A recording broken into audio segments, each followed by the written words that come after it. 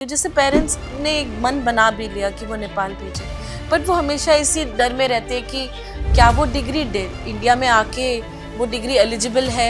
MBBS एक ऐसा sensitive या ऐसा कोर्स है जिसके मुझे लगता है जाने से पहले ही छानबीन करना चाहिए। इस साल नीट क्वालिफाई नहीं हुए वैसे स्टूडेंट भी नेपाल में एडमिशन ले सकते हैं,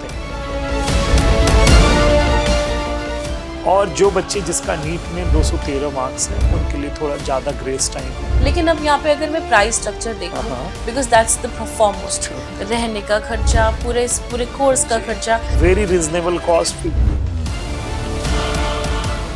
उसके अलावा भी जो लोकल सपोर्ट चाहिए, we are there full time in Nepal, इसलिए रैगिंग जैसे कोई भी चीज़ नहीं है। अगर आपसे मैं बोलूँ कि आपका कुछ ऐसा एडवाइस हो उन बच्चों के लिए जो अभी सिर्फ शुरू करने जा रहे हैं journey to be a doctor, अगर आप अपने बच्चे को डॉक्टर बनाना चाहते हो, एक बार नेपाल के कॉलेज घूमना चाहिए। को अच्छा स्कॉलरशिप मिलता है हर बच्चे को। ये इंडिया में भी काउंसलिंग के लिए वेट कर रहे हैं कोई भी स्टूडेंट, बट ये फॉर्म फिल करके रखें।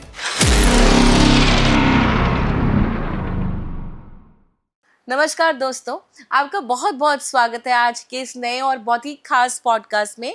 मैं हूं आपकी होस्ट सिमरन। दोस्तों, आज हम बात करेंगे एक बहुत ही ज़्यादा खास टॉपिक पे जो कि नेशनल न्यूज़ बन चुका है।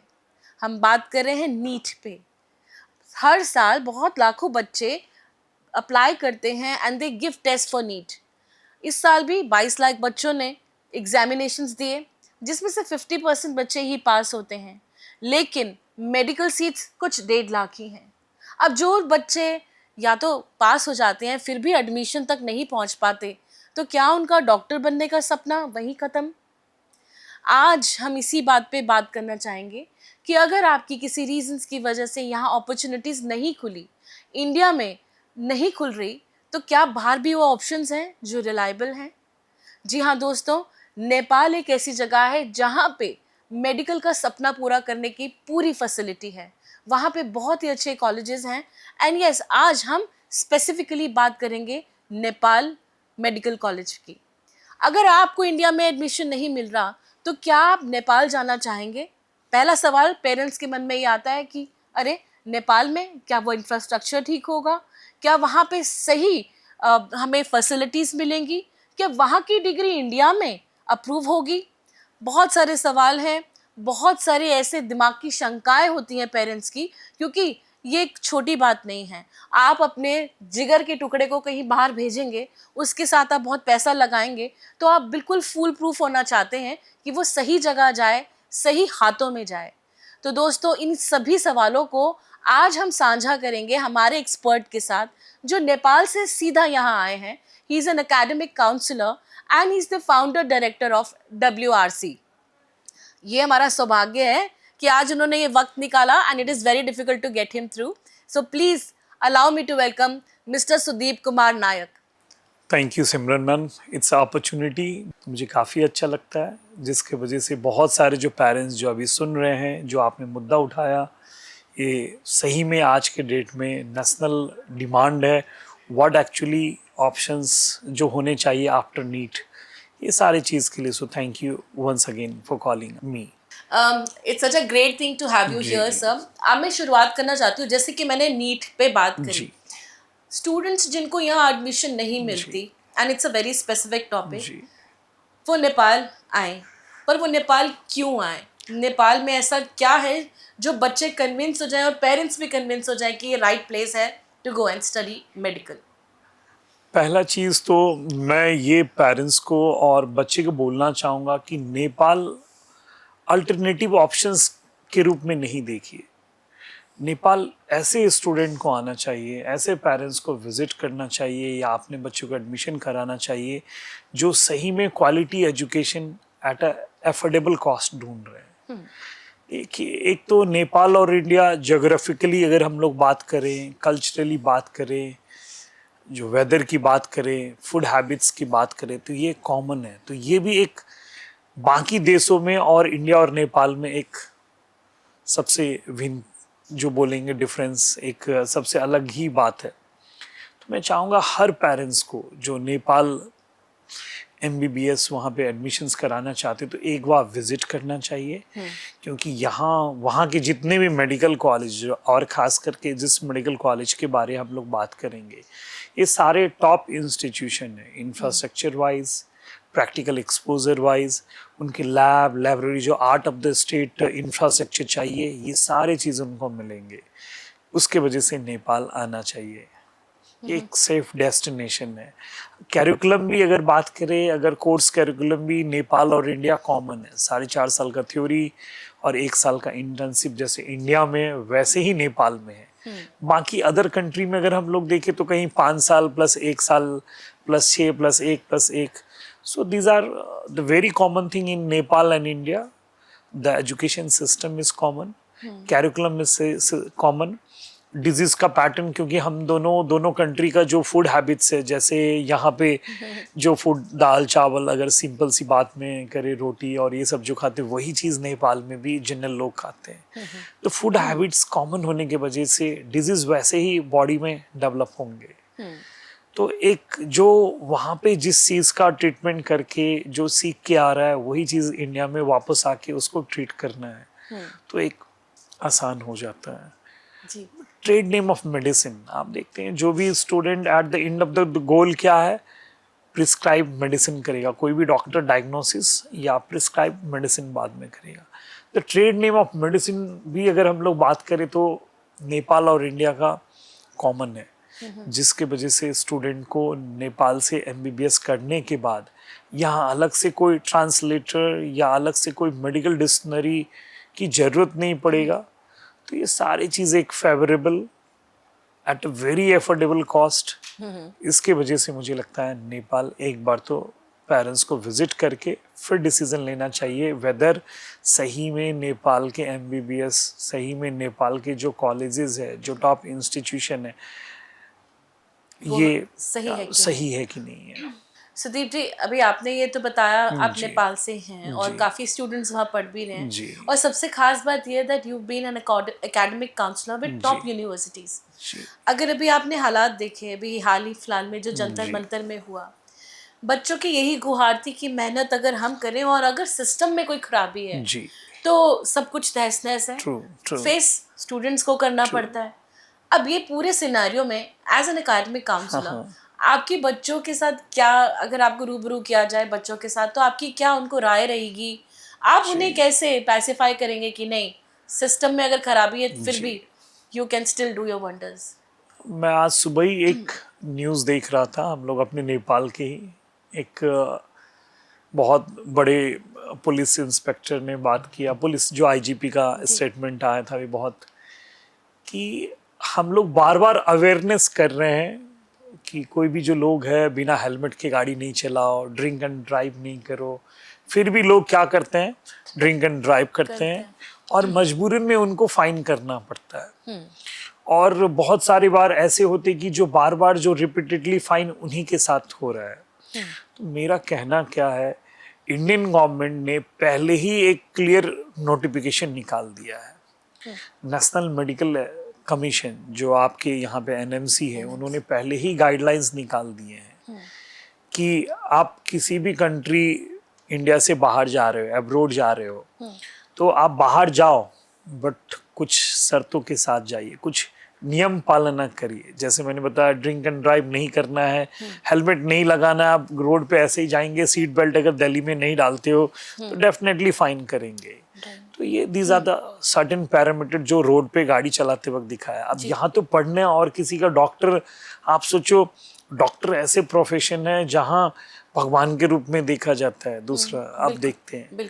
तो गवर्नमेंट ने एक गाइडलाइंस बना के रखी है, नेशनल मेडिकल कमीशन ने 18 नवंबर 2021, उससे पहले जो बच्चे गए उसका रूल रेगुलेशन में फिल नहीं होगा, बट आज के डेट में कोई भी बच्चा कोई भी डॉक्टर बनने जाता है out of India after 18 November 2021, there are certain guidelines.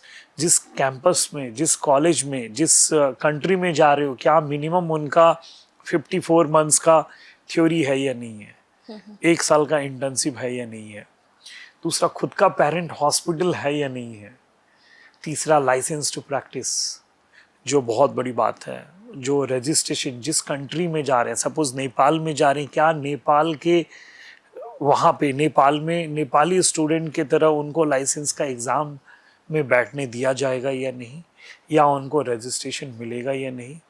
तो ये सारे गाइडलाइंस पहले ही गवर्नमेंट ने क्लियर कर दिया। उसके बाद भी आप ये गाइडलाइंस को नज़रअंदाज करते हो तो डेफिनेटली फाइन तो होगी, जैसे मैंने बताया। तो मैं चाहूँगा हर पेरेंट्स को, हर स्टूडेंट को जो भी आज शो देख रहे हैं, एक बार ज़रूर एनएमसी गाइडलाइंस को अच्छे से पढ़ ले, क्या रूल रेगुलेशन है, और जाने से पहले जिस कंट्री का बॉडी है, जैसे आपका एनएमसी है, हम लोग के नेपाल मेडिकल काउंसिल है, दूसरे कंट्री में दूसरा काउंसिल होगा, क्या उनके लेटर हेड पे, उनके ऑफिशियल वेबसाइट में वो इंफॉर्मेशन है या नहीं है, या कोई पर्टिकुलर एजेंसी या कोई पर्टिकुलर एम्बेसीज वहाँ की जो वो दे रही है। ये सारी चीज़ अगर क्लियर होके जाएंगे तो मुझे नहीं लगता कोई भी स्टूडेंट को वो तकलीफ बाद में आएगा। जो अभी आपने जो मुद्दा उठाया कि जंतर मंतर में गए, एफएमजी के लिए प्रोटेस्ट कर रहे हैं, मुझे ये लगता है ये एनएमसी गाइडलाइंस को जो कंट्री फॉलो कर रहे हैं, जो कॉलेज फॉलो कर रहे हैं, वो अगर जाएंगे तो फाइन होने का चांसेस, जो अगर सिंपल वर्ड में बोले तो फाइन होने का चांस कम है उनके साथ। सुदीप जी, बहुत सारे स्टूडेंट्स हैं जिनके एक्सपेक्टेड मार्क्स आते नहीं हैं, दे डोंट स्कोर अकॉर्डिंगली। तो आप एक बात बताएं, Nepal should be plan B या उन्हें फिर से नीट देना चाहिए? देखिए, प्लान बी की भी जगह प्लान ए में ही मैं कंसीडर करूँगा। जैसे अभी कुछ दिन पहले हम लोग के मेडिकल कॉलेज में, when we talk about Chitwan medical college, एक अच्छे कॉलेज जो हम लोग रिप्रेजेंट करते, मैं करता हूँ, वहाँ 503 वाले स्टूडेंट ने एडमिशन लिया।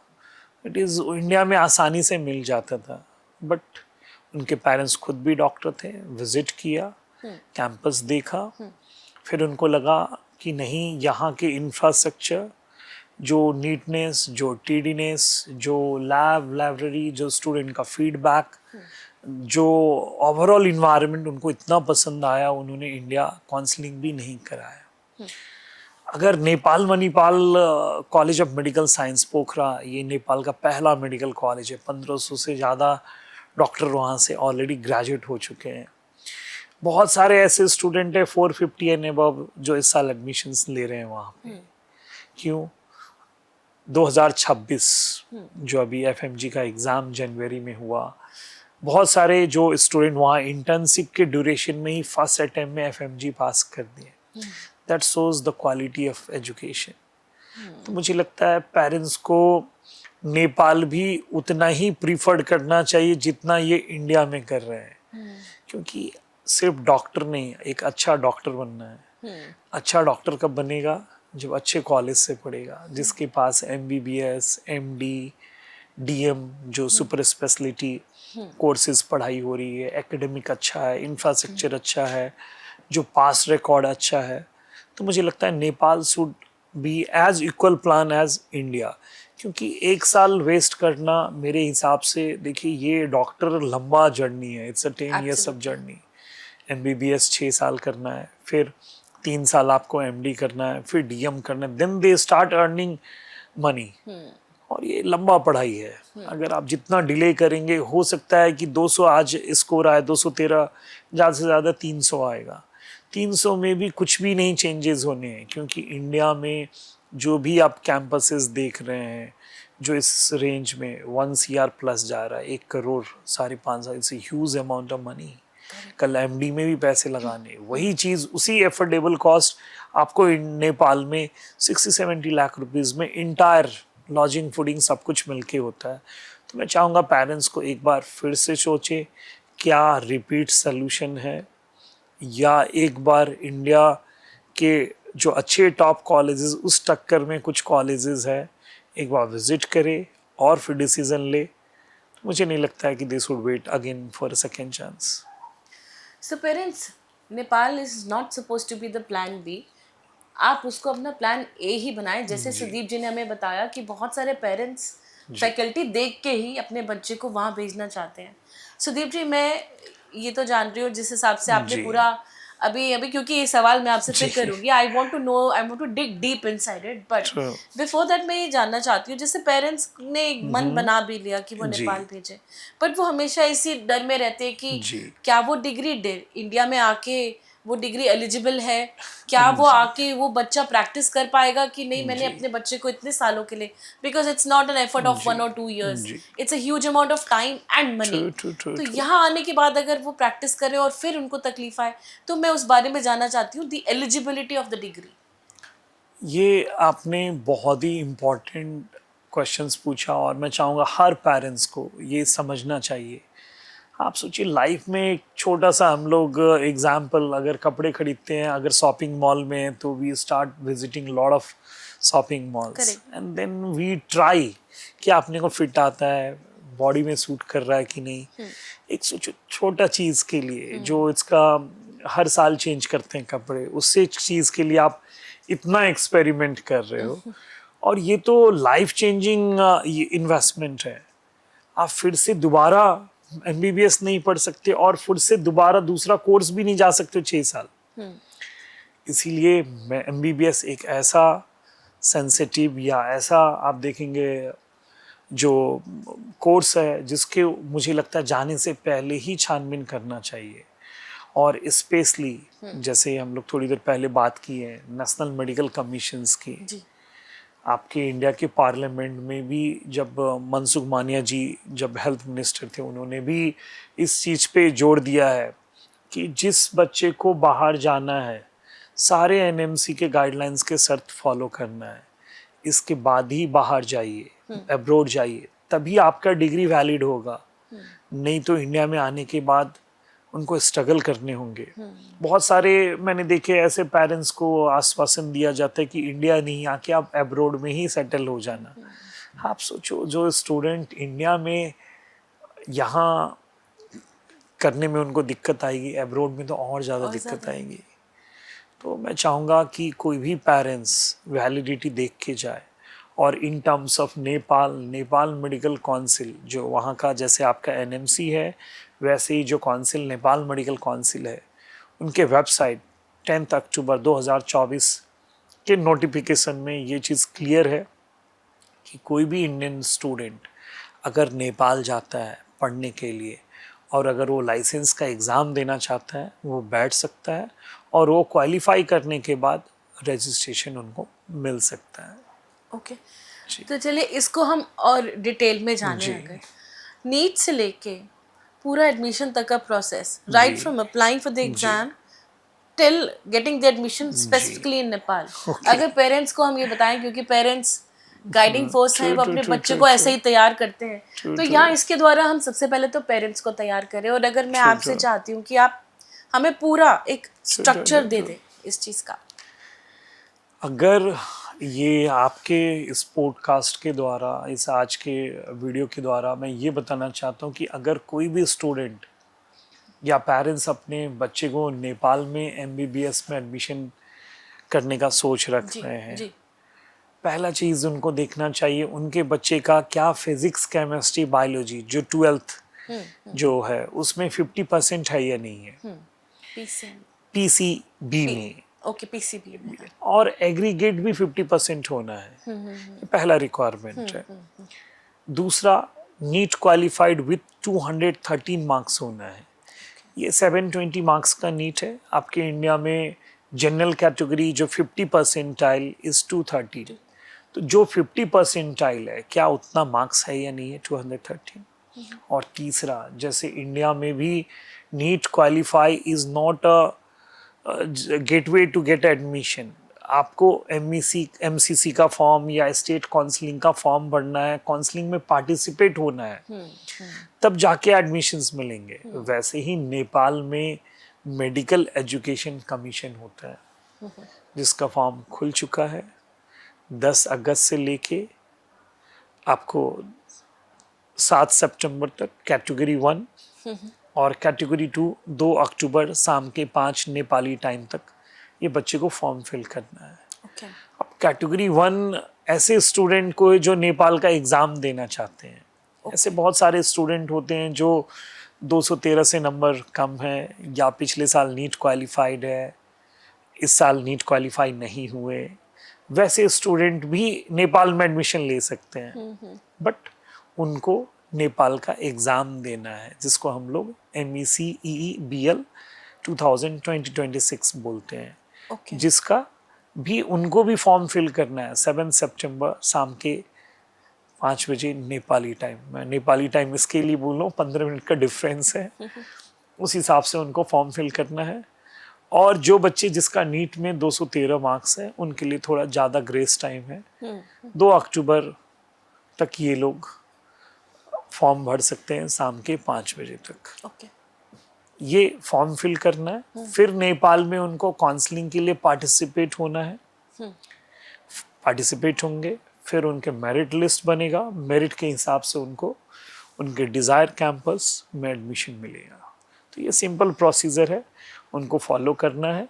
NEET qualify 213, physics chemistry biology 50% and third MEC का फॉर्म फिल करना है। और उसके बाद भी कुछ है तो मुझे लगता है हम लोग को कांटेक्ट कर सकते हैं।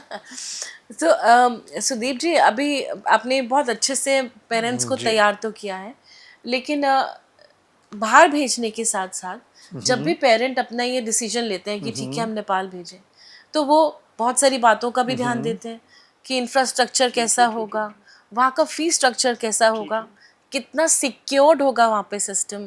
क्योंकि देखिए आप इंडिया में हैं तो फिर भी आप बहुत क्विकली सोच सकते हैं, although Nepal is not that far fetched, but still people have to think on that lines.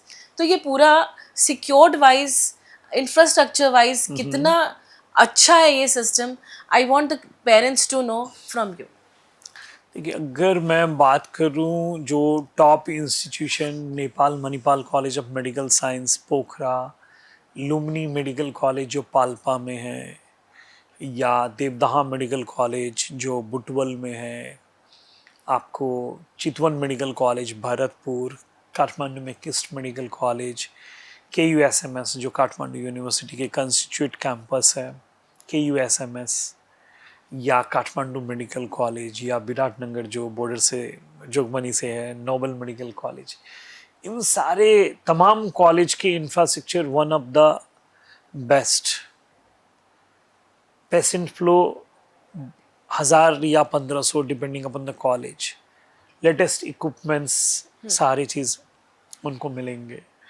और सबसे बड़ी बात जो स्टूडेंट को लैंग्वेज का बैरियर नहीं होने की वजह से each and every students are actively allowed for a practical. जो भी रहते हैं, जो पेशेंट के साथ इंटर्नशिप के टाइम में अलग से भेदभाव नहीं किया जा सकता है। जैसे नेपाली स्टूडेंट इंटर्नशिप एक होता है ना MBBS के बाद, जब आप प्रैक्टिकल करते हो तो जो उनको जैसे अलाउ किया जाता है लोकल पेशेंट को, उनको भी अलाउ किया जाता है। Dead body, real dead body पे आपका प्रैक्टिकल एक्सपोजर होगा। बहुत सारे ऐसे कंट्री है जहाँ आपको डेड बॉडी को नहीं काटा जाता है। सिंपल सी शब्द में बोले तो दे डोंट अलाउ। ये नेपाल और एक इंडिया ऐसा है जहाँ रियल डेड बॉडी में प्रैक्टिकल, आप समझ सकते हो कि ये प्रैक्टिकल ओरिएंटेड कोर्स है। सिमरन मैम, मैं एक सिंपल से सवाल पूछना चाहूँगा। आपके घर में गाड़ी है जी, तो आप मुझे बताओ, रोड पे चलाने के बाद आप सीखोगे या घर पे मोबाइल पे ऐप पे सीख सकते हो? डेफिनेटली चलाने से। वही चीज़ है, अगर आपका प्रैक्टिकल काफ़ी बेटर है तभी जाके आप अच्छे डॉक्टर बनोगे। तो एक प्रैक्टिकल जो मिलता है, जो चीज़ इंडिया और नेपाल में मिल रहा है, वो बाकी कहीं भी रेयरली मिलेगा। इसीलिए मुझे लगता है नेपाल इज़ वेल सफिशेंट, या इंडियन बच्चे के लिए, जैसे मैंने तभी बताया, प्लान ए भी हो सकता है। तो आपने बताया इंफ्रास्ट्रक्चर बहुत इक्विप्ड है, आप बिल्कुल रियल जिस तरह से एक्सपेरिमेंट्स भी देते हैं, बच्चों को प्रैक्टिकल नॉलेज पूरी जितनी जो बेस्ट होनी चाहिए वो मिलती है।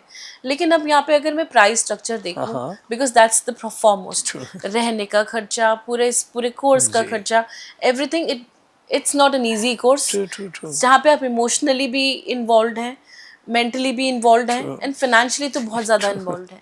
अब इस पूरे सिस्टम में जहाँ पे पैसा भी बहुत लग रहा है, पहले तो वो जानना चाहते हैं कि क्या बजट रहता है, साथ में बच्चों को इतने साल, क्योंकि ये जी बहुत टर्मोइल्स आते हैं, मैंने काफ़ी स्टूडेंट्स देखे हैं जो बीच में ही हार भी मान जाते हैं, बिकॉज बहुत it's a very it's a difficult course, true, you are true, away from the family true. And you have to be very very sure of that कि आपको क्या चाहिए।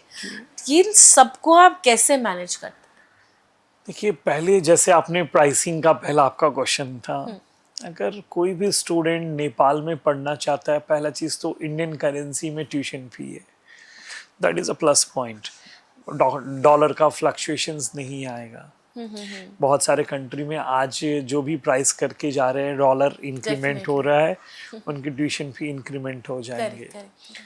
ट्रैवल में एक्सपेंसेस नहीं आ रहा है, नहीं कुछ हुआ, यहाँ से डायरेक्ट बस है दिल्ली से, आप अपने गाड़ी से जा सकते हो, ट्रेन से जा सकते हो, 1,000-1,200 रुपये में नेपाल आप मिनिमम पहुंच जाएंगे। एक्सपेंडिचर में। अदर कंट्रीज ऐसे नहीं है कि आपका टिकट का प्राइस बहुत एक्सपेंसिव होगा, आपको पासपोर्ट नहीं बनाना पड़ रहा है, इसमें भी कॉस्टिंग आपका सेव हो रहा है। दूसरा, फूड की भी बात करें अगर हम लोग, तो नेपाल एक 250 इंडियन करेंसी में, अगर मैं बात करूँ, एक अच्छा सा थाली जो हम लोग थकाली बोलते हैं वो मिल जाता है। एक बच्चे के लिए भी, पेरेंट्स के लिए भी ट्रैवल करते वक्त बहुत ही कन्वीनियंट है। तो कॉस्ट, ये सारी चीज़ देखेंगे तो it is a very reasonable cost. 52 lakh rupees tuition fee से स्टार्ट होता है, 60 लाख रुपीज़ तक जो ट्यूशन फी है, ये इंटायर 5.5 साल का ट्यूशन फी है। फिर accommodation depending upon their choice, single double क्या रहते हो, डबल से ज़्यादा नहीं है नेपाल में। फूड हैबिट्स आप जनरली देखेंगे अदर कंट्री में बहुत सारे ऐसे होंगे जो 2 मील्स लेते हैं, यहाँ 4 मील्स प्रोवाइड करते हैं कैंपसेस। इंडियन फूड देते हैं क्योंकि नेपाली भी इंडियन फूड जैसा ही है, या सिमिलर आप बोलेंगे, दोनों एक जैसा ही है। So this all very reasonable, 50 to 60 lakh rupees tuition fee plus the accommodation, food, university charges, ये सब डिफरेंट रहेगा। दूसरा, अगर हम लोग बात करें सेफ्टी सिक्योरिटी की बात, जो आपने कंसर्न उठाया, बॉयज़ गर्ल्स का हॉस्टल अलग अलग है, वेरी रेयर आपको मिलेगा। इंडिया और नेपाल ही ऐसे जो आपको बहुत ट्रांसपेरेंट, बहुत सारे ऐसे कैंपस है जहाँ मेस भी बॉयज़ गर्ल्स का अलग अलग है।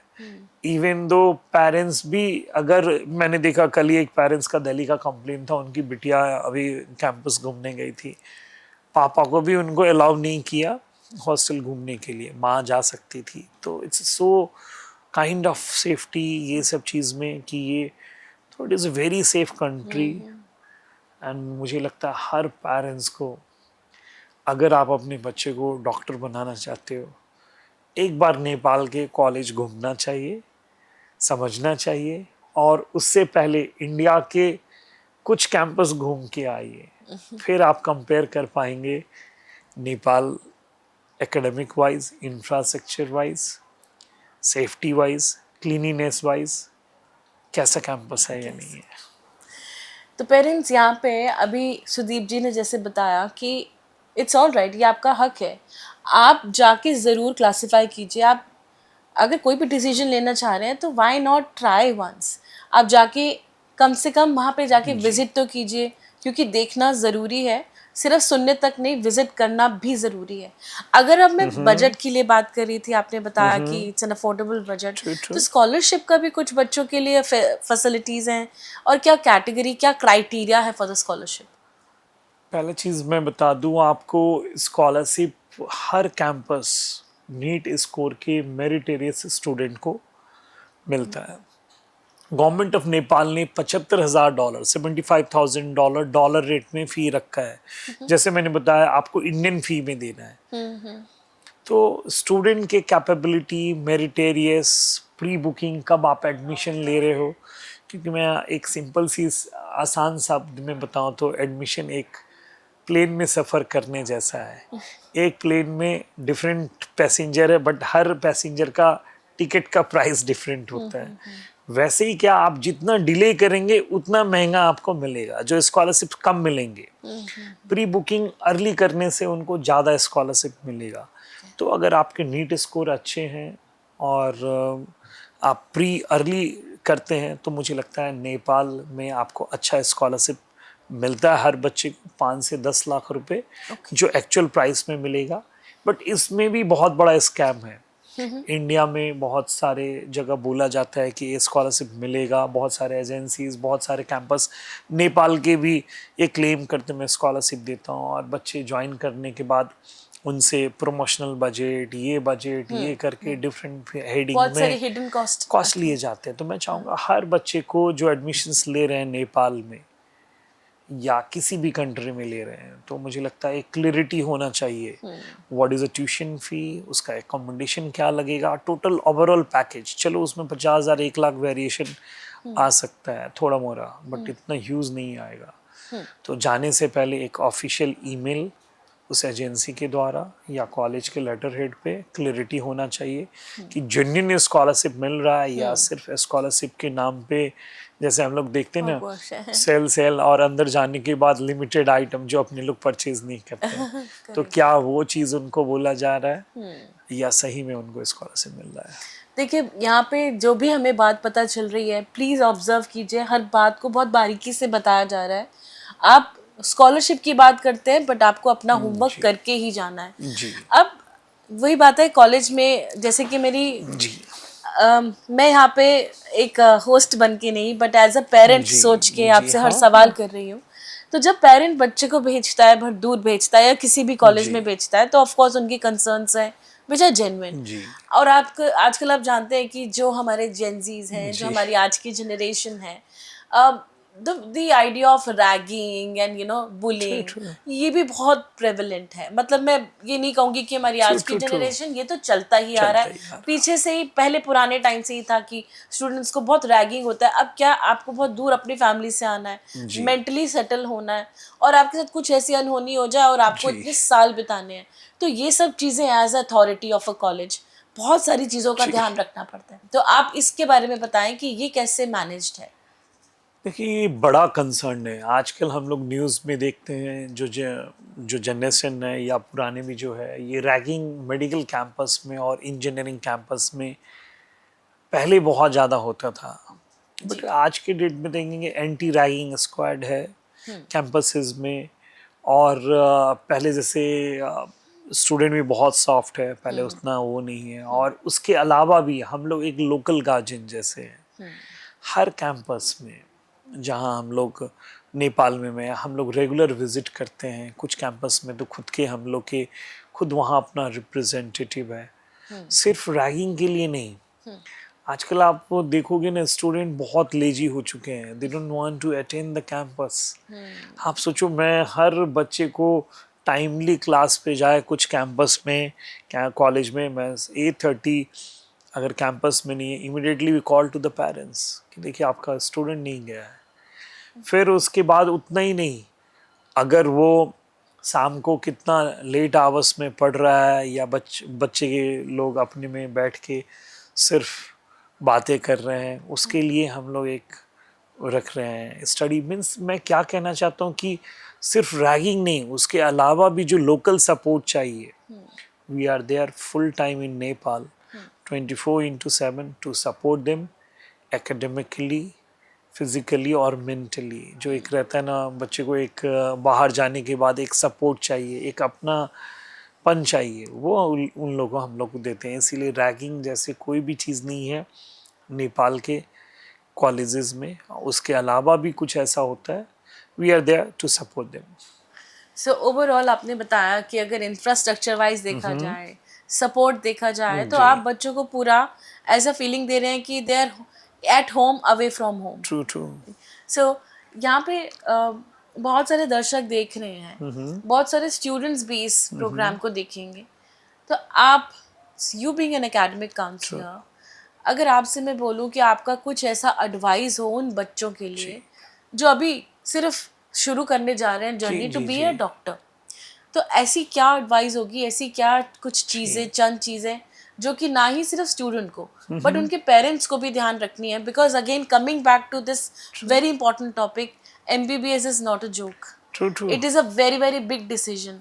और हमारी फैमिली में कोई भी बच्चा ये बोल देता है मैं डॉक्टर बनना चाहता हूँ, तो ये बहुत पहले से ही पेरेंट्स के अंदर वो फीलिंग आ जाती है कि अरे वाह, जी we will be there to help you. Now when they're about to start the journey, तो कुछ ऐसे पॉइंट्स, कुछ ऐसे एडवाइस पॉइंट्स जो आप बच्चों को और साथ में पेरेंट्स को देना चाहें? मैं हर स्टूडेंट और पेरेंट्स को मैं बताना चाहता हूँ, हर बच्चा एक खास है, ये तो हम लोग सुनते आ रहे हैं। बट ये भी समझना पड़ेगा कि क्या आपका बच्चा कितना कैपेबल है। बहुत सारे पेरेंट्स के प्रेशर से बच्चे लोग खुल के बोल नहीं पाते हैं। आप सोचो, अगर आपका स्टूडेंट 213 से लेके 350 का स्कोर है, उसमें थोड़े वेरिएशन हो जाएंगे, 20, 30, 40, but the costing will not change. जो भी कॉस्टिंग, जो फिनेंशियल, जो इंडिया में वही पैसा लगना है। तो पेरेंट्स को अभी से ही प्लान करना चाहिए। ऐसा नहीं कि मैंने बहुत सारे ऐसे स्टूडेंट देखा है जो पिछले साल भी दिया, पिछले 5 साल से नीट में वही 200, 250, 300 स्कोर लेके आ रहे हैं। पेरेंट्स के पास पैसा भी नहीं है उतना एफर्ट करोड़ रुपए खर्च करने का, और स्टूडेंट उतना कैपेबल भी नहीं है कि वो हाई स्कोर लाके गवर्नमेंट कॉलेज में नाम निकाल पाए, या इतना रैंकिंग जिससे उसको एफोर्डेबल कॉस्ट में प्राइवेट अच्छे कॉलेज में इंडिया में हो पाए। तो instead of wasting a time, explore best destination which is Nepal. Visit Nepal. चलो नेपाल मैंने एक कैंपेन भी चला रखा है। Those who wants to visit the campus, they can come the campus, they can stay with the student with some time। वहाँ के आप जो मेस में खाना खाइए, कैंपस देखिए। if needed we'll provide the free accommodation for a night of that particular city। then you decide whether really it is a worth to एक साल वेट करना चाहिए या एडमिशन लेना चाहिए। तो मैं चाहूँगा एक बार चलो नेपाल जाके जरूर आना चाहिए उनको। बहुत ही खूब। आपके जो आपने ये यू जी स्टार्टेड दिस मुहिम कि चलो नेपाल देखो नेपाल, जी ये बहुत ही अच्छा, इट्स साउंडिंग सो जी वेल। और बात तो खूबसूरत बात ये भी है कि नेपाल का तो पूरा वेदर भी वेदर भी बहुत अच्छा है। सुंदर है। It's a very positive and a true true happy true true. Place. तो एज पेरेंट्स मुझे लगता है कि उनका ज़रूर अब तो मन बन ही गया होगा। जी जी thank you so much Sudeep ji. It was as always बहुत अच्छा लगता है आपसे मिलके। और आज स्पेसिफिकली जो जी हमने बात करी नीट के ऊपर और इस पूरे जी नेपाल की इंफ्रास्ट्रक्चर जी के ऊपर, आई एम सो थैंकफुल कि आपने हमें अच्छे से गाइड किया। Thank you. मैं फिर आपके प्रोग्राम से एक लास्ट मैसेज देना चाहूँगा। अगर एमबीबीएस नेपाल में देख रहे हैं, एमईसी का फॉर्म भरना कंपलसरी है, जो 2 अक्टूबर शाम के 5 बजे नेपाली टाइम तक ही भर पाएंगे। अगर ये इंडिया में भी काउंसलिंग के लिए वेट कर रहे हैं कोई भी स्टूडेंट, बट ये फॉर्म फिल करके रखें। एक नॉमिनल कॉस्ट है 5000 रुपीज़। ये करने से उनके पास इंडिया के साथ साथ नेपाल भी ऑप्शन रहेगा। तो मैं चाहूँगा हर पेरेंट्स जो ये प्रोग्राम में जो नेपाल के बारे में या एमबीबीएस एब्रोड इनका लग रहा है कि नेपाल में डेस्टिनेशन हो, तो आपके माध्यम से मैं ये मैसेज देना चाहता हूँ। और साथ ही साथ मैं सही में बोलूँगा, heartfully I am thankful to you कि मुझे ये आपने चांस दिया कि मैं अपने सारे जो भी चीज़ है, जो इन्फॉर्मेशन नेपाल के बारे में, वो दर्शकों के बीच में, पेरेंट्स के बीच में रख पाया। Thank you Simran ma'am. Thank you so very much. So audience, आप लोगों ने देखा, इस पूरे एपिसोड को आप बहुत ध्यान से देखिएगा बिकॉज बहुत इम्पॉर्टेंट कॉन्वर्जेसन है। क्योंकि नेपाल प्लान बी नहीं है, Nepal should be a plan A. जैसे कि अभी हमें सुदीप जी ने बताया कि अक्टूबर डेट 10th, नहीं, टू सेकेंड मुझे अक्टूबर लगता तक। है उस जी जी, दिन गांधी जयंती है, गांधी तो जयंती गांधी है। जयंती याद रखेंगे तो मुझे लगता है शाम के 5 जी, बजे। गांधी जयंती 2 जी अक्टूबर तक लास्ट डेट है। आप अपनी एक सीट सिक्योर कर सकते हैं, काउंसलिंग सीट सिक्योर कर सकते हैं by just filling that form. Please make sure that it is not a plan B. Nepal is the right place. In case you are not getting admissions in India, you still can fulfill your dreams of being a doctor. It's a beautiful place. सब कुछ, सारे सवालों के जवाब हमें इस podcast में मिल चुके हैं। तो अब किस बात का इंतज़ार? अपना और अपने बच्चे का सपना ज़रूर करिए साकार। जाइए नेपाल, देखिए नेपाल, और of course final admission there. This is Simran signing off, but I promise मैं फिर से आऊँगी एक और ही बेहतरीन गेस्ट के साथ और उनकी ज़बानी, उनकी कहानी सुनेंगे। तब तक के लिए stay happy and stay blessed.